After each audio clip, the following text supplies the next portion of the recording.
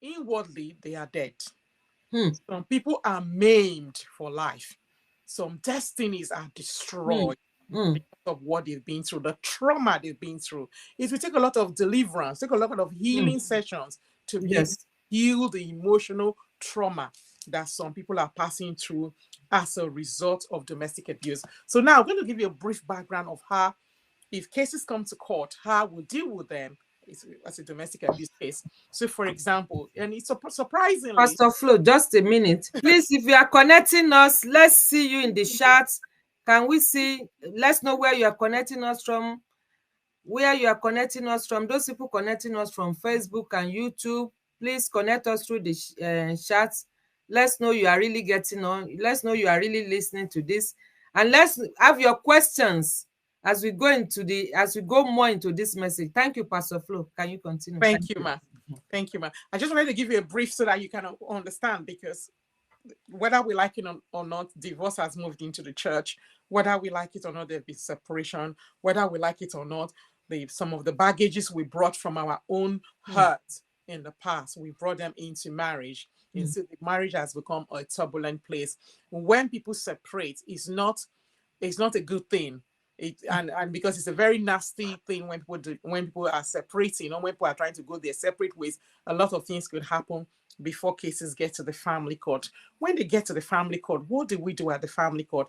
The very first time somebody makes an application, normally an application is made by what we call a document called C100. The form is called C100. So somebody who's want to make application so that they can see their child, because one of the parents, there's problem in the house, and when they say no, you won't see this child, they make an application on what we call a C100.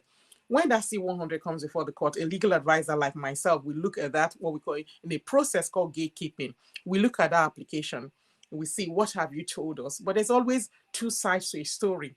At the Of point course. we get our application, only one side we're hearing, but we want to hear the other side. So before we get to the stage of hearing the other side, we send the application to say, can you serve this application on the other person, so that Hmm. that person will see what this person has said. Hmm. Not only that, we'll send the same application to an organization called CAFCAS. And CAFCAS stands for Children and Family Court Advisory Service. So they're social workers that work with children, but they make recommendations to the court, because the court does not visit people in their homes. Hmm. But we have people who can do that. We can liaise with children, we can talk to the children, we can investigate our family and report back to the court to say this is what we have found. So when that application is sent to CAFCAS, for example, will do what we call a level 1 police check. So without you knowing, you've made an application on the C100, we send them to CAFCAS. CAFCAS sends it and wants to gather information from the police. So, and that is a level 1 police check. So level 1 police check, what happens in a level 1 police check? It could be that there have been call outs before people separate. Sometimes this one would have called the police. Maybe on your street, even so the police come to people's homes. Why are they coming to somebody's home? Maybe two people are fighting. Either the children call the police or somebody else called the police, and the police are there. All those things, they are recorded in police call outs. And what else do they check for? They check GP records. What's there? What has somebody reported to the GP before? Migraine. What is the cause of migraine? Is it because there's a trauma? Is it because there's something happening? The children are in school. What have they told the school? Have social authority, local authority been involved in this matter before? What are the documentation? So by the time we have what we call the first hearing dispute resolution appointment, we already have all these things from the police, from the school, from the GP, from the local authority. So by the time we hear both parts of the stories, we have all this information. So it's not, and these are called independent information. So it's not information that this one said, she said, he said, like we say in court, but it will be information that we've gathered from authorities. And the information might be without you even knowing that 10 years ago they've called the police, that 2 years ago the police was called, or some years ago the child reported that the mother or the father hit them in the head. All those information will be there. And so when that matter comes before the court wants to be able to say, okay, you have said this, but this is what we have gathered. Even when you have not said there's domestic abuse, even when you have said, I just want to see my child. But with that, what the court has gathered, the court now is not able to look back and say, hold on a minute, there's something wrong here. Let us ask these parents what is going on. Why is there problem? Who is causing this problem? And at such times, you even see people who are Christians in the family court who, without them knowing that these things have happened, we now have this information Wow. beforehand. Wow. Wow, wow. Thank you so much, Pastor Flo. Please, let's have your questions, especially those of us there in UK. You know, the issue of the impact of abuse on children, Pastor Flo, I want you to talk more about that. The impact of it, especially the emotional abuse. At times, I always say, I don't know which one is more grievous. Is it emotional or physical? Because the physical you will see, but the emotional goes deep. And there was a time you spoke about the issue of that relate to emotional abuse. I want you to also talk more about that. Please, let's have your questions now, because we are going to the question and answer session now. So Yes, why, ma'am. why physical abuse is something that other people can see. So families might be able to step in, relatives might step in, church members might step in, but emotional abuse is something that is not known to anybody. It's a silent killer. Let me use the word. Emotional abuse is a silent killer because the person is being abused emotionally. They're going into depression. In our society today, a lot of people are depressed. I'm not saying every case of depression is as a result of emotional abuse, but I'm Okay. saying that some of the trauma that people go through make them to go into depression.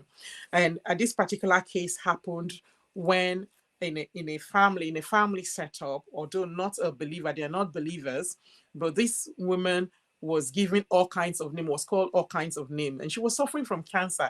And Hmm. her in-laws called her the cancer girl. Hmm. When she wakes up, they call her the cancer girl. They told her that she wasn't brought up properly by her family, by her parents. That's why she had cancer. After a Hmm. while, she couldn't take it anymore. She left the marriage. By the time she left the marriage, she was already pregnant with a Hmm. child. And so she had the child and she registered the man's name.